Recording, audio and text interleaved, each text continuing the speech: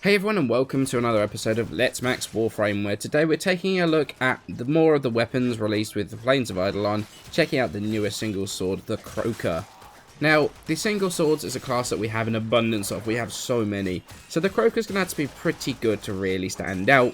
Well, you can pick it up as a blueprint from the market, requires Mastery Rank 5.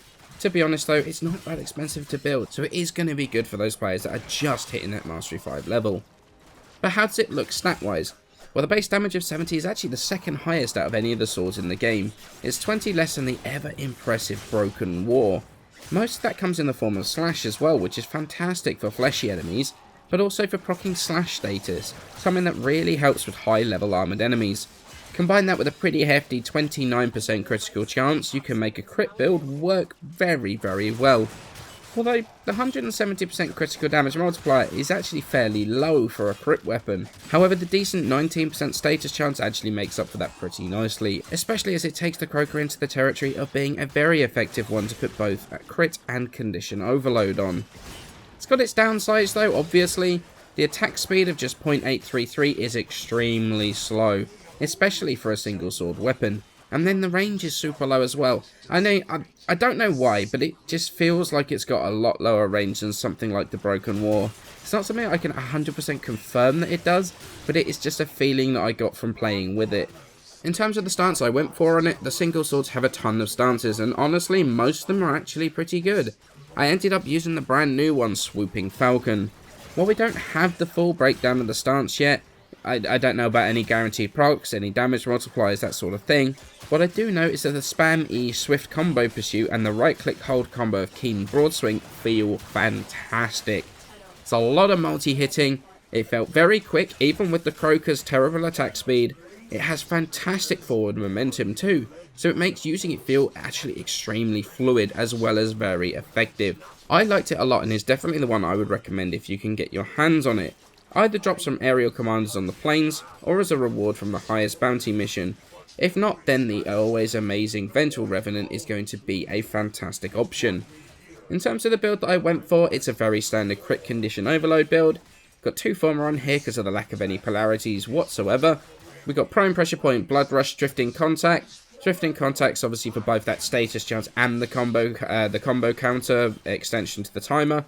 Organ Shatter to bring up crit damage.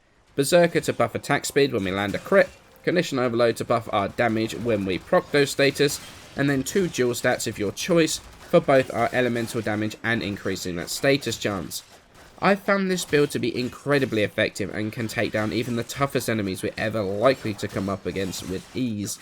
So what do I think of the Krohkur? Well, honestly, it's pretty amazing. It's easily one of the top single swords without a doubt. Supremely effective. You can see it in the background now, dealing with level 120 Xmas enemies without too many problems. Do want to quickly address why I'm not showing on level 150s like someone commented on my last video. Realistically, 120 Xmas is probably the highest you're ever going to come up against, and that's in a void sortie, with part 3 being an endless mode of some sort. It's kind of irrelevant if a weapon does well against higher than that, because you're never really going to fight that. So I've decided to show something that is more relevant to the weapons. But with that said, the Krohkur is actually pretty incredible.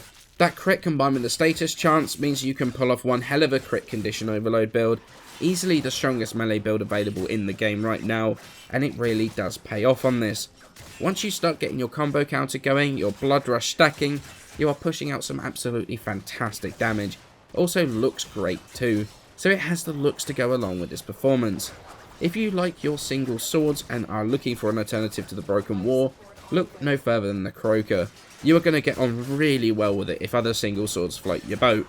The stance is fairly difficult to get hold of. You've got to be either very lucky to get it dropped from the enemy, or you've got to be very lucky to get it to drop from the bounty. But once you do, it really is honestly the one that I prefer.